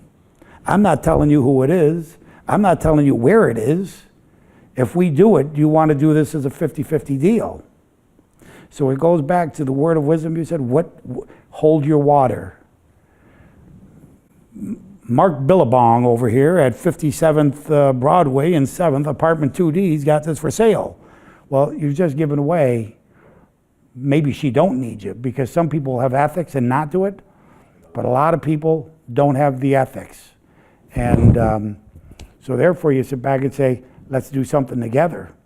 And they say, if you got something, I'll finance it. And then you need to know how to carry the ball through the rest of the field, which means put it in writing, do it respectfully, do it professionally with the ABCs, because there are people out there that will take advantage of the situation. So my point is, it's not any less love. It's really more love to put it in writing and cover the ABCs so people don't take advantage of a talent. Because a lot of people make a lot of money, and there is a catch with those jobs and those businesses. You know what I'm saying? Big time money. This has been awesome, John. You're the best, Thank you. man. One last question Yes. before we let you go, and that is, what do you want your legacy to be? That I was a great father. It's literally probably number one. That I loved my children huge. I would like it to literally even be that I was a great husband. He was a Christian, and he really designed some tremendous looking lofts. As we discussed, we're sitting in a building I used to own. I used to live in this building for 3 years, maybe longer, but at least 3 years. Some people say I was the first to be living in loft environments in downtown Binghamton. You know, I built a place at Burger Ski Center, 23 Henry Street. Many people, some people want to put these titles on it. Sometimes, I don't know if I really give a shit, but I may have been the first to start building student housing in downtown Binghamton when I did 23 Henry Street, 1984 and 1983. Going way back. I'm like old as dirt. You dig what I mean? Mm-hmm. But 1984, doing Burger Ski Center for 60 students, may have been the first to build student housing in downtown Binghamton. May have been the first to live in modern lofts, not like some little flim-flam shamble apartments, but my living room and kitchen were 2,000 square feet, 1,800 square feet. The house I designed in Vestal, I designed after my lofts almost in downtown, just far more modern, but still slick. So that's the legacy. I'd like to be known as, you know, John Maczko was a guy that literally started doing the student housing in downtown, started loft living in downtown, practiced what I preached, and probably foremost, being a good person, was creative, worked his ass off, grew up standing in line with his family, picking up a box of powdered milk, a brick of cheese, a big jar of peanut butter with 2 inches of oil on the top at Columbus Park, standing in line. And even to this day, got nothing resolved. You know, you could always have your ass kicked next week. You know what I'm saying? Not necessarily physical, but in business. So knowing that there's nothing, don't ever think it's so comfortable that you can't run into a buzz. So I'll keep working. So I hope that gives you a little insight. I'm like sort of so blessed that you asked me, Roger. I know I said no for months, but it's because, you know, it's way better in my life to be humble and not talk about it. Even those stories are pretty entertaining. It's sort of like, holy shit. I know it. And look, we couldn't do this without you and the other guests, and I really do appreciate it. Thank you. Thank you so much. This has been great. And Crazy, I can't dude. wait to share your story. Yeah, man. We'll see how you do. We'll see how you put all this stuff down. Thank you. I'll see you, brother.